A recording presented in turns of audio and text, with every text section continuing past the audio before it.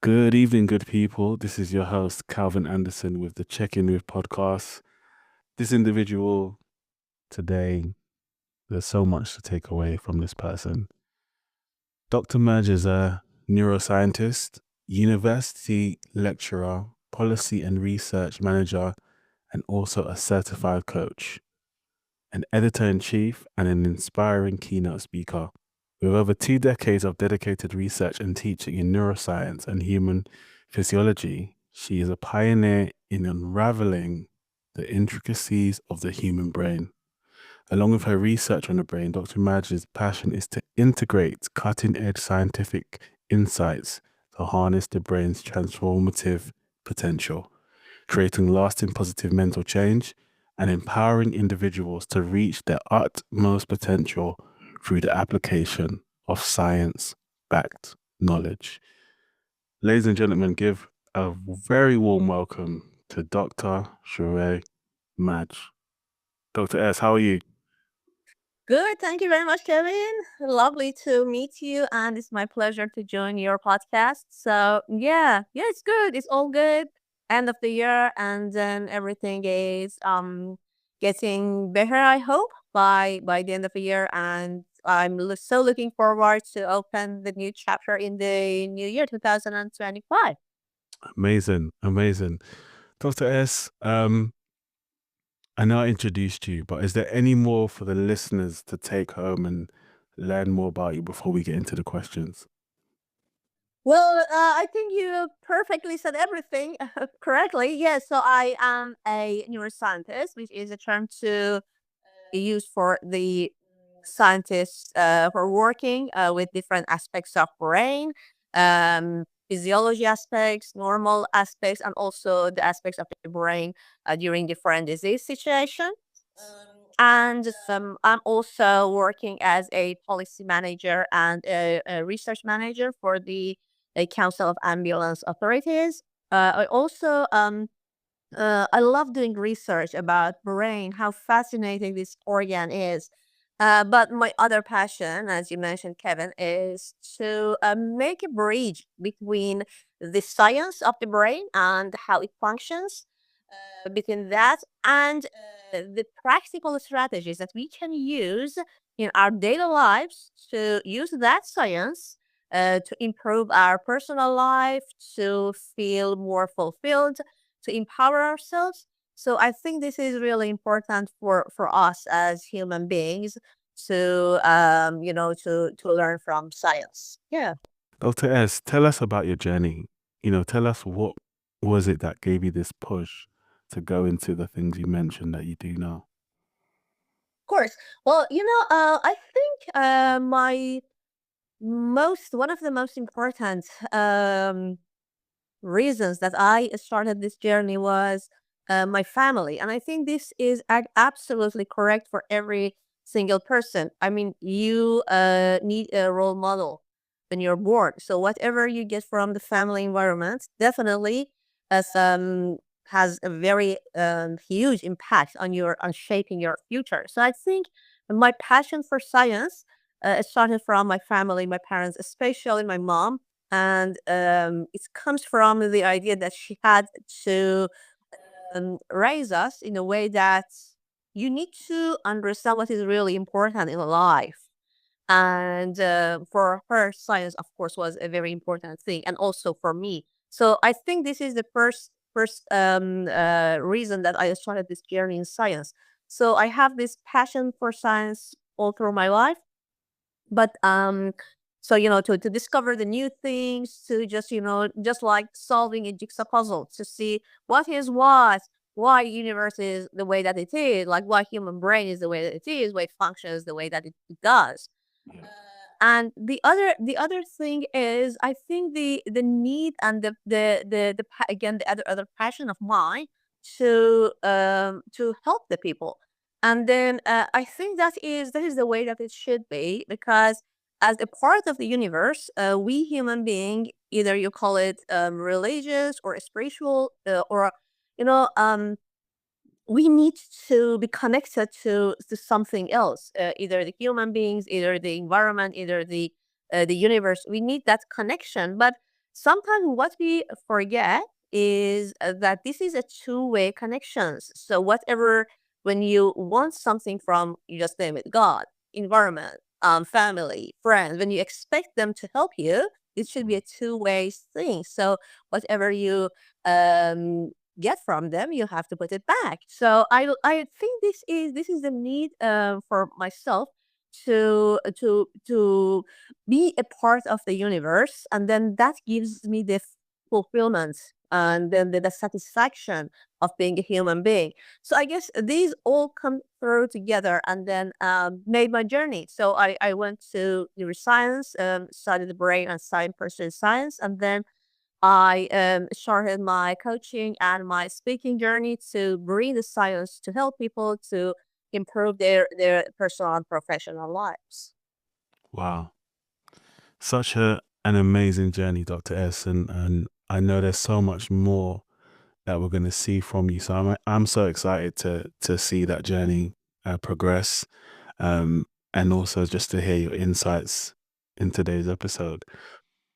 Coaching, what inspired you to go down this path? And if possible, can you share any success stories that you have?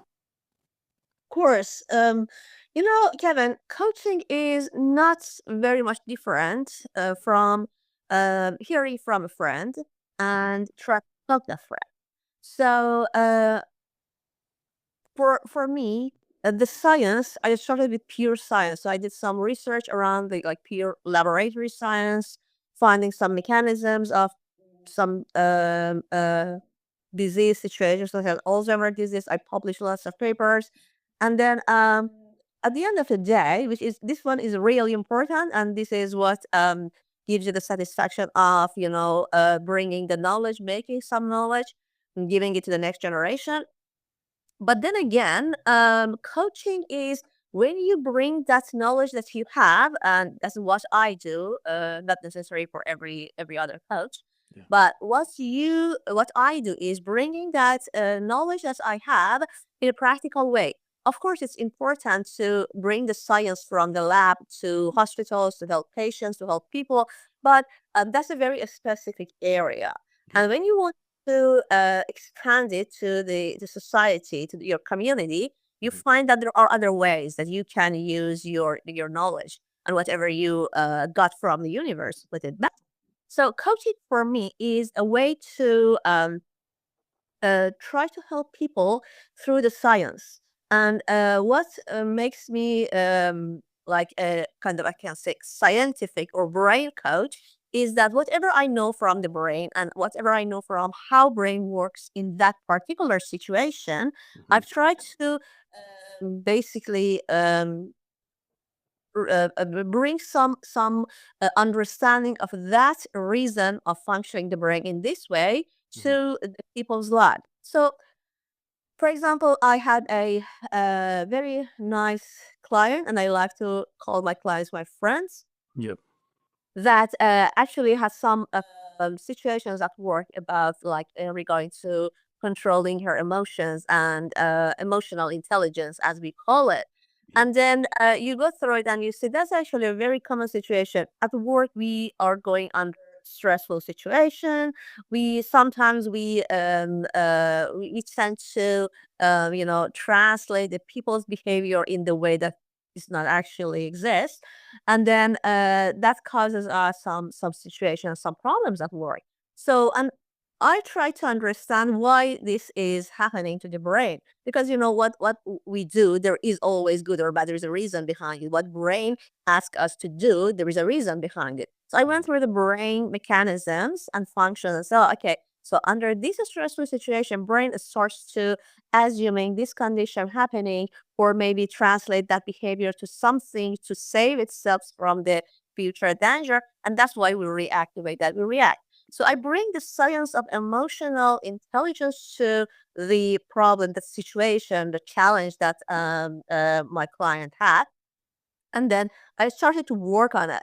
And then, of course, it's not happening overnight. It takes time. You have to work on your behaviors. You have to work on your, emotions and understandings. But at the end of the day, we ended up to a very different situation once she was able to handle everything much better at work, to understand the thing at work. So that's the purpose of coaching. It is a little bit different from what psychiatric people do, or psychologists do. It doesn't involve any medication, anything.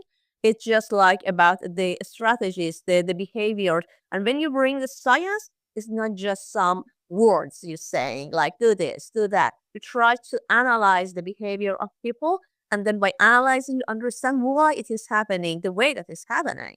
And then that gives you the better tools to overcome that situation and to face that challenge. Dr. S, how important is it to have emotional intelligence, or to actually build your emotional intelligence? It's really important. It's actually a phrase that I saw recently, that this is, we always think of people with higher IQ would be more successful in life. Now it's saying that people with more higher level of emotional intelligence would be even more successful than people who are just having higher IQ. Emotional intelligence is very important because the nature of the brain is to save us from the very beginning of the existence of human on the earth.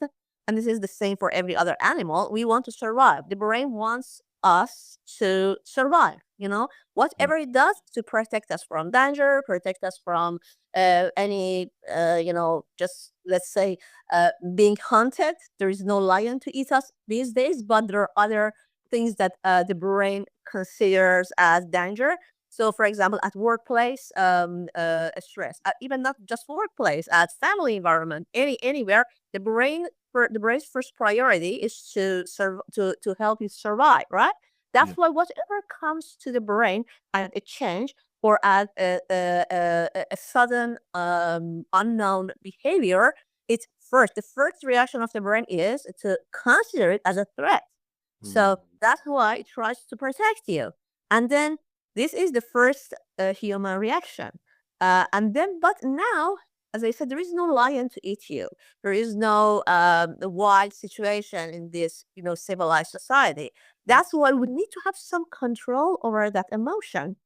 Whatever brain does to protect us, like for example, if somebody comes to your workplace and say something, and the brain starts to consider it as a threatening behavior, you don't need to react in a very angry and upset way, because now you control that emotion. You think about it and you say, oh, so this is my first reaction. Now I put a settle on it. I think, oh, okay, maybe I think about this behavior of the person, and this is not the way that my brain thinks. This is not a threat. This is just because, I don't know, he has some family situation the day before. He is angry. He is hungry. He has some Mhm. problems. And then I don't need to react the way that, I feel that this is actually an actual threat for me. So that is the control over your emotions. It's a very simple way of, describing emotional intelligence. Controlling over your emotions, just helping your brain to go to the second step before deciding, you know, to do something as a reaction. Just give it 10 seconds, 20 seconds time to think about it and consider the other alternatives. Maybe these are the reasons that this is happening to me. And then this way, the brain has better opportunities to go through different ways and then have multiple choices, and then picks the best choice that could work for it. So this is really important in any situation, family situation. This is actually a very big scientific field these days to study, and there are lots of research groups working on different aspects of emotional intelligence. Wow. I don't think I've heard emotional intelligence being broken down, and even the example you used in that way before. So thank you so much, Dr. S. Neuroscience. What made you resonate with this subject? Hmm. Well, I think, we have, and again, this is another quote from someone else. Mhm. And, we have a universe inside us. So we think that there's a universe big, like, ooh, amazing outside. But, you have that universe also inside you, and that's the brain. So the level of, the power of the brain is just like amazing inside you. So the way that it can work, and we don't even use maybe more than 20%, 10, 20%, some people say, of its power, but it is really powerful. The way that it works, the way that it connects, the way that it tries to analyze the things around us, it is really, really amazing. So, and this is the way that it should be, because as I said, if we want to survive, if we wanted to improve, we have to get the power of our brain. Sometimes I think we forget about how important this organ is. So and it's not just about like this. It is the organ that actually ruling the other organs inside our body. So you have a healthy brain, you have a well functioning brain, and then you can guarantee not 100%, but up to very high level that the other organs could function, the best. So yeah, the neuroscience basically is about finding out what each part of the brain, how each part of the brain works, how they're connected to each other. And basically, it's a big part of or psychology is a big part of the neuroscience at the moment. But so it is really important to understand if you want to have a happy life. What I try to do is, and as I said, like I started with the pure neuroscience, but now I extended that field to human behavior. What is the best if you want to get the most out of neuroscience is to basically analyze the impact of neuroscience over brain functioning in your daily life. You don't need to be a psychologist. You don't need to be a neuroscientist. Just as a normal or human being, like I don't know, like another field, engineer, another field which is totally different from neuroscience, does that mean that you cannot use the information and knowledge of the neuroscience, which you can widely find these days through TV, Google, different resources, and bring it to your life? What is important is, again, for whatever aspect of your life that you have in daily life. If you want to lose weight, let's say, if you want to have a better family life, if you want to have a better relationship with somebody, just name it. If you want to quit smoking, if you want to quit gambling, you need to know what's happening inside the brain when I'm gambling. What's happening inside the brain when I don't know, keep eating lots. So these kinds of things, there are some programs tell you, okay, go through these steps, do this, do that, and then you will lose like 10 pounds within like 5 weeks. And that's good. And then you see it comes back. Or you go through this and that, and then you quit smoking, and then it comes back. To me, you need to know the base of this behavior. Because when you when you equip yourself with the knowledge, it's just like you're armed with what you need to do to face that challenge, to fight your own battle. Without that knowledge, you may start doing it, but after a while, you don't have that change in the brain.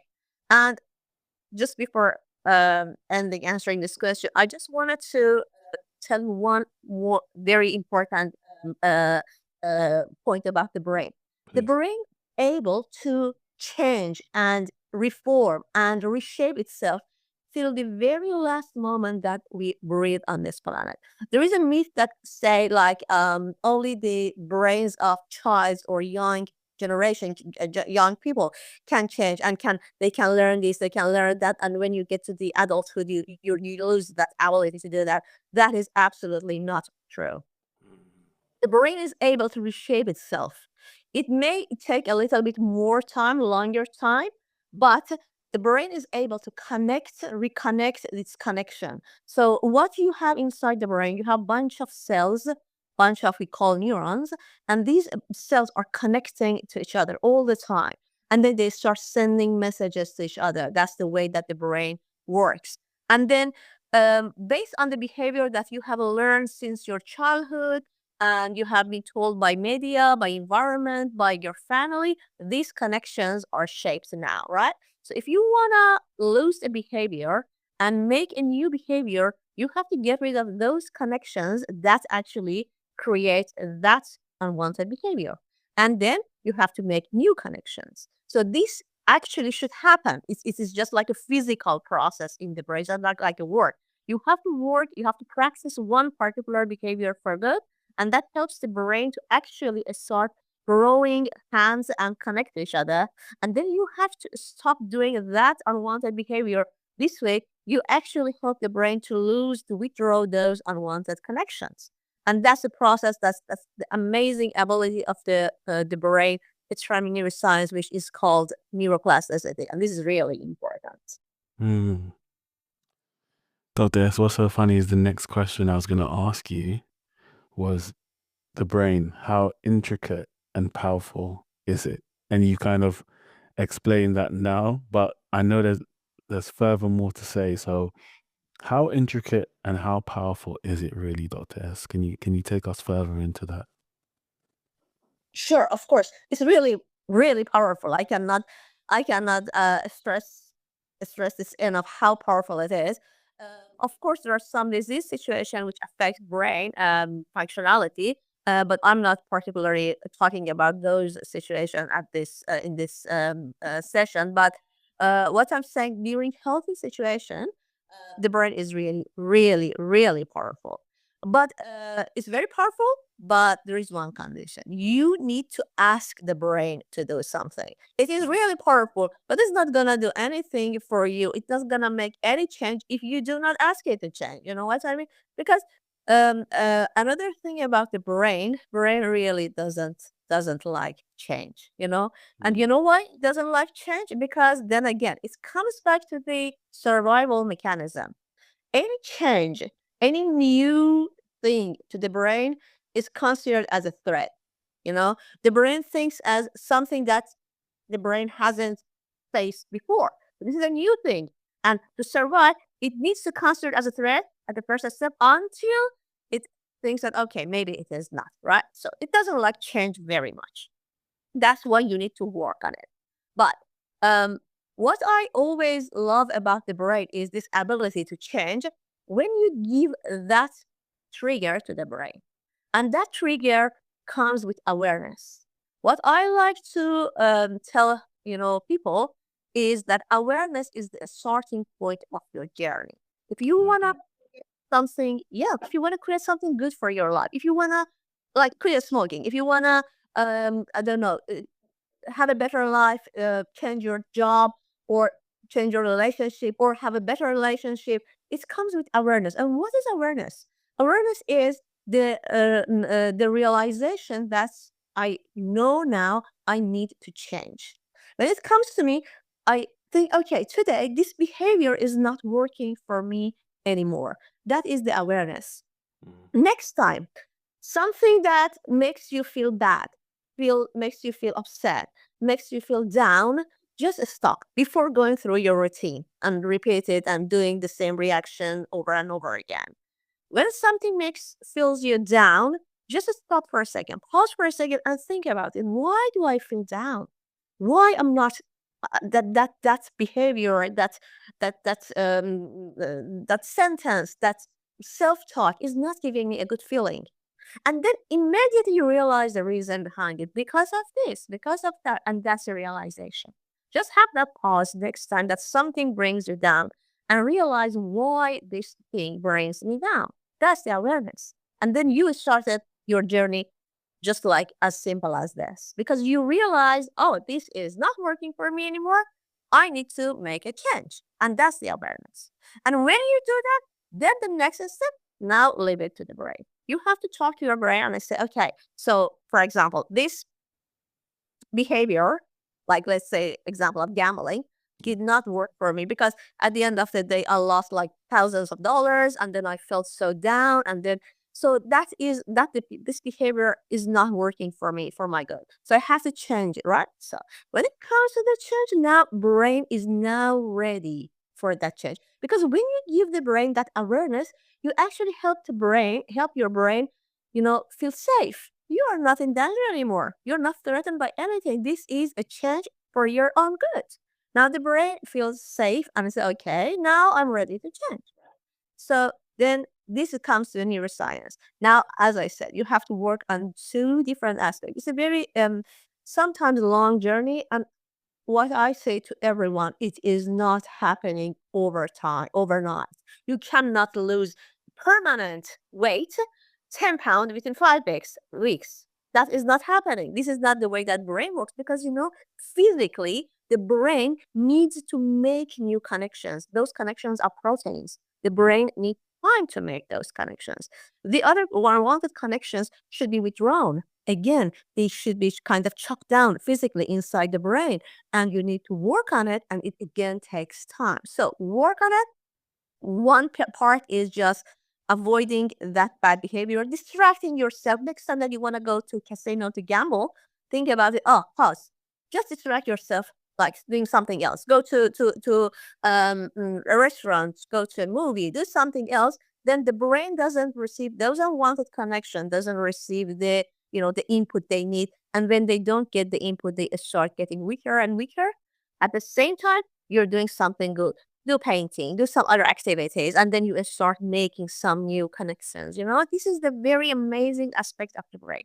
You can just like a very it's a very very actually the brain is a very mushy organ, very very soft organ. You can reshape it literally. You can reshape the brain, making new behaviors, making new aspects for your life. Dr. S, there was so much you said in there. I loved how you spoke on taking that pause and assessing if something is still benefiting you, and if it isn't, going forward to make those changes. Even when you mentioned about reshaping the brain, and I think the most powerful thing you said was actually asking the brain to do something. It's interesting to hear just your knowledge and your insight, and the clarity that you gave was, it doesn't matter what age you are, you can still develop, you can still grow, you can still change, you can still become, just like in your bio, you can still reach your full potential. True. That's totally true. Yeah, it's never, ever too late, until the moment that you have a healthy brain, and then you breathe and you're like, I don't know, 90, 100, doesn't really matter. Who is defining the year? It's just like a number. You can change it. You have the brain, may need a little bit of harder work, because now you have lots of established connections. You have to get rid of them. Maybe you need to work harder for a longer time. Doesn't mean that it's not going to happen. Wow. Thank you so much for that, Dr. S. That was powerful. Like, Dr. S, is there any techniques you can share with us that can help us create better functionality and place our brain in a calmer state? Sure, there are lots of I can say strategies that you can use, and basically, there are some common strategies for every situation, and there are some like specific strategies for some situations. But a few of them are really helpful. The first one is the pause strategy. So then again, next time you want to react to something, like, and I don't just mean like being angry or upset. Sometimes we get too excited about something, and then we do something that we regret later. Yeah. So next time, for any reaction that you have, when you want to have the reaction, and to, as I said, like in any environmental, family, workplace situation, just pause it. And I don't mean like pause it like to react like 10 minutes or so. Like 10 seconds would be enough for the brain. Brain is a very, very smart organ, according to the brain. And then you can basically just give it 10 seconds pause. You want to say something. Some people, a friend is telling you something, you want to have something in return, and then just give it 10 seconds. That's all. And this 10 seconds would be enough for your brain. And the good thing about this pause is, when you do it a few times, it's gonna be your habit. So that then it starts giving you that 10 seconds every time that you want to react. So that means that you start analyzing your behavior, your reaction more and more again. And it gets easier for the brain by the time. Next time you may just need 5 seconds pause, when you keep repeating it, because everything is gonna be better with practicing. So this pause is a really, really good idea. Especially when you feel and then you have experience of some behavior that you have done before and you didn't get any good results from them. And then it comes to you as a routine doing it. You know what I mean? One example is when you want to get up in the morning and do some workout, like maybe 10 minutes, 20 minutes workout, not a big deal, but we prefer to stay in bed. And next time you want to do it and you want to keep it staying in the bed, like think about like maybe 10 seconds, think, well, let's do it this time. Maybe it's good for me to just get out of the bed, see the sunshine or see the sky, whatever, see, go outside. Even if I cannot go outside, it's just like a rainy day. I just have to stay. I just have to stay inside and then do some, some physical activities. So do it like 10 seconds. Next time you want to react to some behaviors of your boss at work, and you think, oh, he's or she is always neglecting me. She doesn't like me. Just pause 10 seconds. Say, I don't think this thought is gonna bring me any good feeling. Maybe I have to change it. Next time when she does this behavior, I smile to her face. I say like, are you okay? Is everything okay with you? And then you will see the change because we are all human beings. We are not some sort of monsters. We are all human beings. What we do is just because of, don't know about the other people's lives. Just take it easy. You know what I mean? So just next time you think, oh, this is because of that. And then you suddenly see the change. That is so amazing how sometimes you can see the change in the other people's behavior. So sudden. So this is one strategy is pausing. Next time, just pause, and then it's gonna be a very good for whatever behavior. You want to go grab a cigarette, smoke, pause for 10 seconds. Maybe this time I just postpone it to 2 hours later. But instead of having one cigarette every hour, maybe I have cigarette every 2 hours. Postpone it to 2 hours, and I do something else. Distract yourself. After 2 hours, when it comes back to you, let's postpone it to another like hour. I don't want it to do a big thing, but small steps could actually, make a big difference. This is one strategy. Another good strategy is visualization. And by visualization is whatever you see, you will be. If you feel you will see yourself as a failure, then you will be a failure. If you see yourself as somebody happy and think about a baby's laughing in your head, after a few seconds, you start, smiling a little bit. So try to do it. And this is actually more than just a word. Like when I say visualize something, it doesn't mean some stories or some, spiritual things. This is actually working on the brain. Many research studies show that when you start visualizing, close your eyes and visualize yourself in the, I don't know, like in dressing up as a doctor, as somebody successful. When you do that, the one part in the brain called visual cortex, which is responsible in charge of analyzing visual data, it starts actually making some signals as if that thing actually happened. So when you see like something and you imagine something, they both react the same way in your that part of the brain, because as much as the brain is smart, it does not it doesn't have that ability to make the differentiation between what is happening in real life and what is happening in the mind. So it thinks that both of them are real. That's why when you think about something sad, you start crying. That sad thing didn't happen. It's just a memory in your brain. But then you start crying, you start feeling sad because the brain thinks that this is happening. But it's not happening at the moment. But when you visualize something, the brain starts making those signals. And then when they make those signals, it sends those signals to the other parts of the brain, which are responsible for decision making, for planning the future. You know what I mean? So when you see yourself in the dress of, like doctor, something that you like, successful person, then it goes to the planning area of the planning or making decision making area of the brain, and it starts planning the future more clearly. That's what athletes do. Athletes most of the time they imagine themselves as the winner crossing the finish line as a first person, and that helps them actually a lot. So these two techniques are really important. Of course, again, both of them, they need practicing a lot, working on them a lot, and then eventually until it gets to the routine and a habit for your work.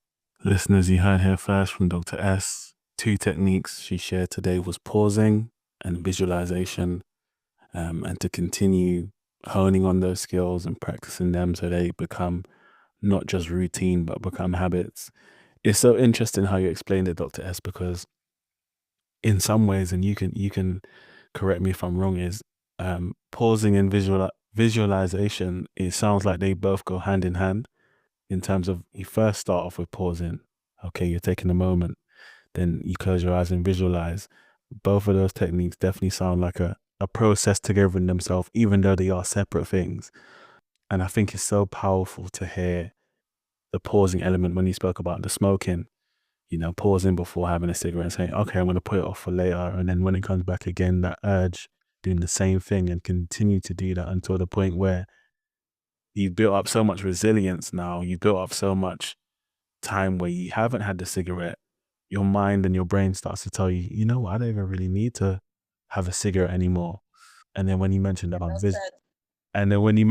visualization in terms of if you visualize yourself being one way, ultimately you'll start to go in that way because that's what you see in your head. So as you said, if you can see yourself being successful, if you can see yourself being a winner, if you can see yourself at your best, your mind will then start to give you those urges to go and do the very things that it needs to be those things that you see in your brain. So no, thank you so much, Dr. S. That was incredible. Absolutely. Dr. S, where would you like the field of neuroscience to be in the next 5 years? Well, it's a very big ambition, I can say, but neuroscience is just a part of the science in the world. And these days, every single category of science is going forward so fast and so quickly, and the neuroscience is not an exception. So I really like for neuroscience to go in different ways, like at the same time that you're finding some cure, some treatment for some diseases, such as like Alzheimer's disease, a big, big problem, public health problem these days. But I also like the neuroscience to go to, collaborate maybe more with psychology, with the common knowledge, community knowledge, I can say, to help people in more practical way.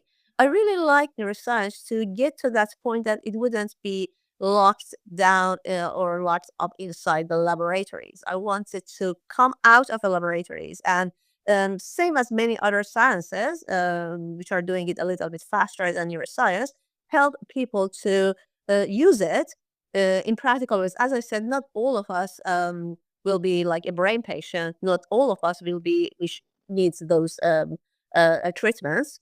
We may need, and that's absolutely adorable. The way that science, the work that scientists do. Well, I myself is one of them, but at the same time, we need to bring that science to the society in a very easier way to understand and in a practical way to be applied to the communities.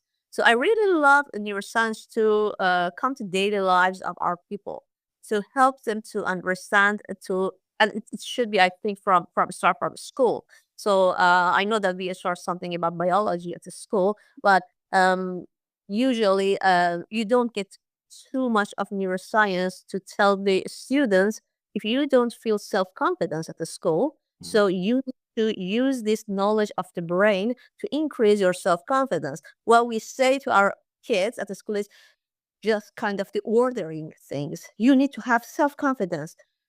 And how a kid at like 8 years old, which is not getting too much self-confidence from media or environment or family, just builds up this self-confidence. At least we have to bring some science in a very easy way to understand for that age, of course, but bring the science, that neuroscience, to the school and start building up those values, those important criteria that we need to make a good human being in the future.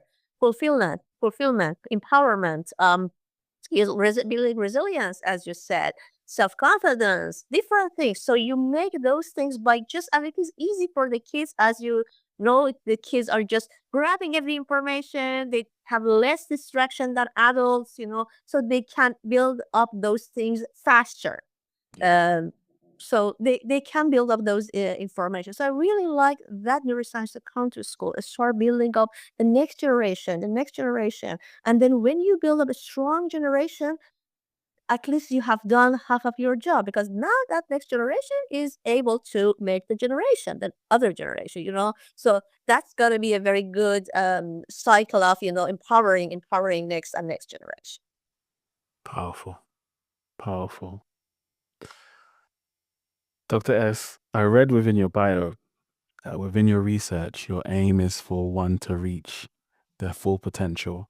Can you expand on this, and what does that look like from your lens? Mm. Well, when we say full potential of human, it's a very big word. And I said, what do you mean by full potential? So nobody can do everything. I really don't mean that. What I mean is every one of us as an individual person can live the best life that we desire or we dream of.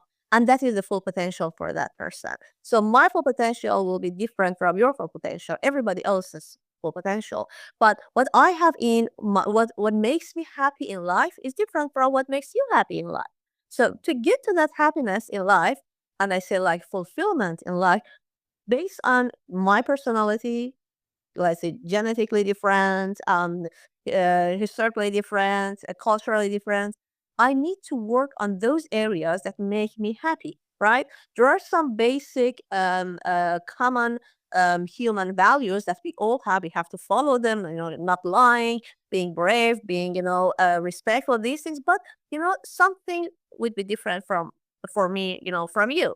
So I wanted to be a successful, I don't know, scientist. You want to be a successful businessman. So we are having these things in our life. So what I really think, I think that it would be important is to work on individual people. So putting everybody in one frame and try to apply one particular, one size fits all to everybody is not gonna work. I cannot write a psychology book and say like, go do this, do this, do this. These are 10 steps, and then you will be successful. That's it, and then I start publishing it. That's not happening. That's not gonna work out the entire society. As I said, maybe a few of them would be the common base for for fulfillment or empowerment, but you have to work on every individual. And for that matter, me as a person, I need to realize what makes me happy in life. What are the values that are important for me in life? And then I work on them. The thing that is happening, unfortunately, these days is, by because of the impact of the media, social media, TV, whatever you just name it, they try to dictate us one particular set. Like if you are a woman, you need to go through these types of shape, appearance. This is the one that makes you beautiful. Everything else is not beautiful. And what is happening to the society? How many of us could fit in that particular, frame? Not many, like a very, very small percentage. That means that the rest of us try to all the time, try to struggle with that, picture, try to do whatever we can to get to that picture. You know what I mean? So the thing is, as one individual, I need to work on what makes me happy, what makes me empowered in society. If I want to pursue some career, if I want to pursue some style of life. So this is the thing that makes me happy. And then I work on that one. So that's very important. So I really, and this is actually, unfortunately, this is a source from the school. In the school, they try to steer the traditional education, mostly based on, as I said, one size fits all. And that's not working. That's why when how many students I have actually read that 60 to 70% of the students, they are not happy with the education. They don't think that they are getting what they need to get from the school education. And while in some countries they are doing different styles, they are doing like kind of the out of box side of letting the students, letting every person, every kid know, like realize what she is good at, what she loves to be, what she enjoys from like doing it. So yeah, I think that's really important to just start thinking and looking out of box to every single individual, different needs, different strategies maybe to get to that feeling of happiness and fulfillment. Dr. S, you've given so much insight and knowledge today. Thank you so much. I want to throw some I want to throw some fun questions at you just so the listeners can get to know you better. Is that okay? Yeah, sure, definitely. Yeah. Dr. S, what is your favorite season and why? Oh, summer. Yep. I love all seasons, of course.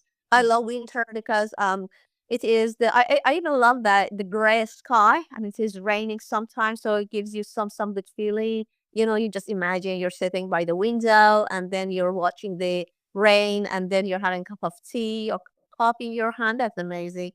Autumn is its beautiful season. Spring is beautiful season, but my favorite season is summer. I think because I was born in summer. I was born in northern hemisphere. I live in southern hemisphere now, but so that's in northern hemisphere. I was born in September, summer. So it was I don't know. It resonates with me a lot. I think because of maybe holiday, long holiday, You and going to the beach and swimming. So I love summer. lovely, lovely. Dr. S, do you have a favorite quote that you like? Favorite quote. I love quotes from Marie Curie, and she said that we are all good at one thing, and we have to believe that we have the ability to gain that one thing and to reach to that one thing. So I really like that because sometimes you think, oh, I'm not good for anything, like I cannot do anything, or oh, my life is going nowhere. But no, that's not true. You may not be, I don't know, like Albert Einstein, or you may not be like Bill Gates, or but you are yourself, and that's what makes you, totally unique. And then you can be one example as Albert Einstein or I don't know Bill Gates, but then with your own name. So next generation will call you as that person in that particular field. And there are lots of fields this day, like lots, huge. You cannot even imagine they're countless. Just find something you'll be good at this. Amazing. Dr. S, do you have a favorite book or film? Oh, I have a favorite book, and that's named Gadfly. This is my favorite book since I was a kid. This is about the story of a hero, by I guess Ethel Lillian Village, and then it was a story of a very brave man, a hero that he fights. He used to fight against the oppression in his country. So I love that book. And movie, you said? Yeah, movie. Movie lots of movies. I think I love classic movies a lot because I think that in those days they like for example Gone with the Wind, or those days they use the actual talents of the stars to make the movie rather than so much computerized things. Yeah. And yeah, I love I also love some of the movies these days, but lots of them I really have to think about it. But classic movies are good these days. Some movies, yeah, I think the movies that give you something like rather than entertainment and having fun and having like some good time. I think they give you at least some one message at the end of the movie. I think that's good. Amazing. Dr. S, if you could work remotely in any part of the world, where would it be?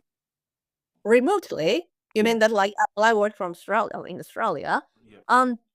Well, you know what, Kevin? These days, world is so small. I mean, you can be in anywhere you want, like in just like not blink of eyes, but in a very short period of time. So um I love working remotely because that gives you the ability of working with some colleagues, with some people, Mhm. that's they are far from you, and then you don't have the ability to be in in three places at one time. But yeah, I really love working from Australia. I love work. I really don't have of course I like to stay in Australia because I have my nieces here, my family's here. Yeah. So yeah, but yeah, I think every country is nice. I love meeting new people. I love meeting new countries, eating new cuisines. So definitely good to travel, and then start somehow working with different organizations, with different universities, communities. Amazing. What is your favorite part of the brain? Oh, that's a very difficult question. My favorite part of the brain. I don't have any preference because one part of the brain cannot work without any other part of the brain. So it's actually not fair to name one part as a favorite. That would be unfair to the other parts, and that's absolutely true because there are some parts responsible for keeping the memory, like hippocampus, and then that's the part of the brain that usually getting affected by Alzheimer's disease, and then you lose the ability of that part, and the other parts stay intact somehow, and then you see, oh, the people's life is going down the whole while just one part was affected. And then the same as the other parts, really, one part of the brain cannot work without the other parts of the brain. So all parts are really important. And last question, Dr. S, if there's someone who wants to come into the field that you're in, what advice would you give them? Oh, I will tell them that come if you love it. Same as any other part, so any other job, any other part in your life. This is the first thing of doing anything. If you love it, do it. If you have passion for it, do it. If you don't love it or you don't have passion for it, just because some other reasons which are less valuable that love, don't go to it. Sometimes you start a job because of money, because of, I don't know, different situations, but you don't actually love that thing. You may be successful in that job, you feel miserable. Because whatever you don't love, it comes back to your brain as constantly, repeatedly. That's in your internal voice in yourself that you don't love it. This is not what you are. This is not who you are. So if you love it, if you think you have some passion, and I don't mean like a huge love for it because it's gonna be built up later on. But if you have some passion, some interest for it, come to it. It's a very interesting thing. Neuroscience is an amazing field. It opens your eyes to the entire, as I said, universe inside you, and then the universe outside you. So it is a very amazing field. To me, it is the best field in the world. But still, you need to have that passion, that curiosity to explore the things, and then if you have it, come to it and start doing it. You will learn whatever you need to learn. You don't need to be the perfect person to start it. Nobody was. You have to come to something, then you learn the new techniques. You can learn always new techniques. I'm still learning, like usually. So, and then you put those together because you have that passion and interest and love for that one. Everything else is just getting to it and then make it bigger and bigger for you. Ladies and gentlemen, I have been your host, Calvin Anderson, for the Check-In With podcast. We have had Dr. S with us today. Dr. S, where can people find you? They've heard you speak today. Where can they contact you? Where can they find you? Oh, of course. I will be. I have a LinkedIn profile which you can go through it and search for my name. It's under Associate Professor Shohreh Majd. You can find it on LinkedIn. Also, you can go to Flinders University website, which I'm collaborating with, and then I have my email address and everything there. I also have a business website, www.shohrehmajd.com. And then if you are interested in, and this is even more than business website, of course, you can contact me if you need me for coaching, for, talking for your events and everything. So these are it at a school or at other leadership events or any other events. So you can just contact me. But it is a kind of a little bit more than a business website because there are lots of educational stuff on it. You can go and find lots of papers on it that I publish, lots of paper that I articles that I keep writing just for for the purpose of educational purpose of communities. You can find some videos that I make. I also started a YouTube channel, which called the Brain Boost Coaching Academy, and then you can go and there are all sorts of educational videos that you can find, all of them about how your brain works in different situations. For example, some videos about how we procrastinate, why we procrastinate, how we can stop procrastinating, or there are some fun videos. Why our brain loves ice cream. You can find out. Actually, I love ice cream. Personally, I love ice cream a lot. And then you can find out what's the reason that the brain scientifically loves ice cream. Different videos. You can go. You can subscribe to the channel. So these are other ways. And then I'm more than happy to. If you have any question, contact me through my emails. You can find it other LinkedIn or my Flinders website or my business website, come and just simply, you don't want any service, you just want to ask questions, come ask questions. I'm more than happy to answer your questions if I could. Dr. S, bless you, and thank you so much for today. I'm looking forward to your journey even more. You know, there's so much you've given already, so I'm excited to see what comes next from you. Listeners, we had Dr. S, your host Calvin Anderson. Have a good night, take care, and God bless.